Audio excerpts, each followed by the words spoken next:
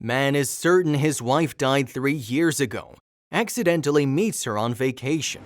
A man is stunned when 3 years after his wife's death, he and his little daughter recognized her while away on vacation.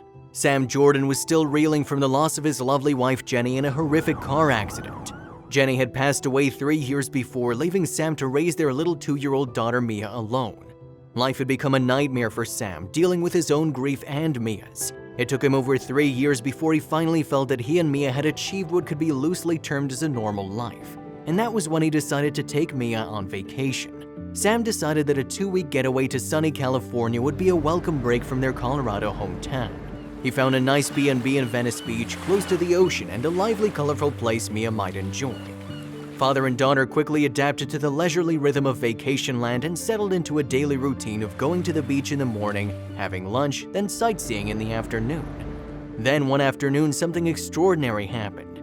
Sam and Mia had stopped for ice cream when the now 5-year-old cried, "Daddy, it's Mommy!" And in seconds, Mia was gone, weaving through the crowd in the boardwalk. Sam dropped the ice cream and started running after Mia and caught up with her 100 meters away. "Mia," he gasped, "you know you can't run away from Daddy." "But Daddy, it's Mommy," Mia panted breathlessly. "She's right there." And Mia pointed to a couple standing a little further along looking at some handicrafts. Sam dropped to his feet and took Mia's little hands in his. "Honey, you know Mommy's gone to heaven." But Mia shook her head stubbornly. "No, Daddy, I recognize Mommy from the picture on my wall. That's Mommy." Sam was about to explain once again that Jenny was gone when the woman Mia had pointed out turned around. Sam felt as if all the air in his body had been punched out of it. It was Jenny, or someone who was her twin.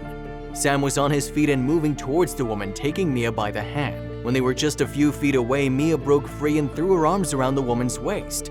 "Mommy," she cried. "Oh, Mommy, I knew it was you." The woman looked down at Mia and frowned, and then she looked up at Sam and a bewildered expression flitted across her lovely face. Sam was about to apologize when the man standing next to her turned around.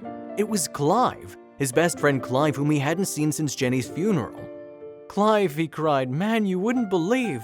But something was very wrong because Clive looked terrified and grabbed the arm of the woman who looked like Jenny. "We have to go," he screamed. The woman who looked like Jenny looked surprised. "Sam, what's the matter?" she asked him.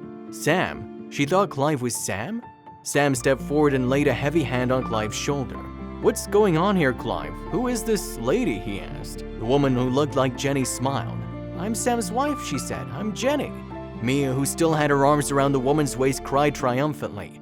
"You see, Daddy, it is Mommy." "Mommy," the woman said, touching Mia's face gently.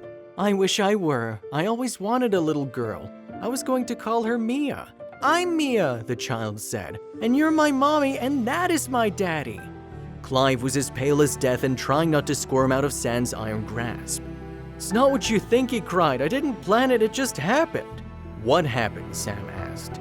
"After the accident, you know the car was so burned, we had the funeral," Clive said. "Then one night I was watching a late-night missing persons show and they showed the photo of a woman who'd been found. It was Jenny. She had some kind of brain injury. She didn't remember who she was, but doctors thought from the injuries and burns she'd been in a bad crash.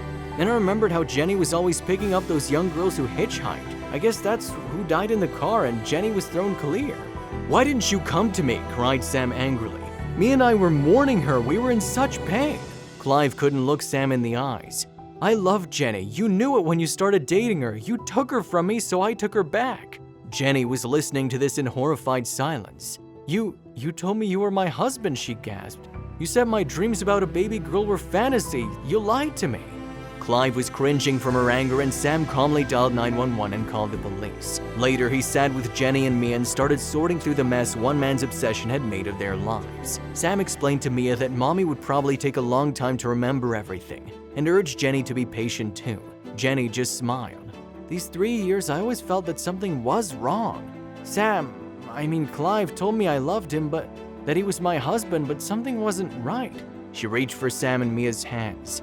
"Now it feels as if the world is finally coming right again."